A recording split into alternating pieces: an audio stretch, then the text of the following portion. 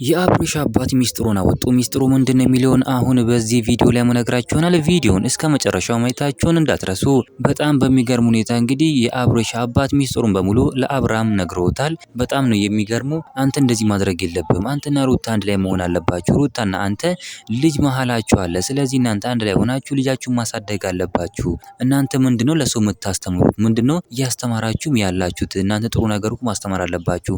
ሰው ከእናንተ ጥሩ ነገር የሚያስተምር ነገር መማር አለበት እንጂ እንደዚህ አይነት ነገሮችን ትዳር መፍታትና ሴት መቀያየርን መማር የለበትም ሲሉ ተናግሯል። ደግሞ ጋሼ እውነት ነው ያሉት። ጋሼ ማለት የሀቅ ሰው፣ ትክክለኛ ሰው፣ የእውነት ሰው ናቸው። እግዚአብሔር ይባርካቸው ማለት እንፈልጋለን። የአብርሽ አባት ማለት ነው። በጣም ነው ደስ የሚሉት። ትክክለኛ ነገሮችን ነው የሚያወሩት። እውነት ለመናገር ከሆነ ጋሼ በጣም ጥሩ ነገር አደረጉ ነው የምለው።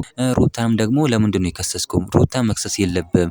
ምንም ብትሆን ብትጣሉ ባትወዳትም ትወዳታለህ፣ ግን አውቀም ታስመስላለህ እንትን ባትልም ሩታ መክሰስ የለብም። ለምን ብትል የልጅ እናት ናት። እንደዚህ ደግሞ መደረግ የለበትም። ይሄ ተገቢ አይደለም። እኔና እናትህ በጣም ብዙ ጊዜ ተጋጅተናል። ነገር ግን እንደዚህ አይነት ግጭቶች ሲፈጠሩ ወደ ፍርድ ቤት አንሄድም።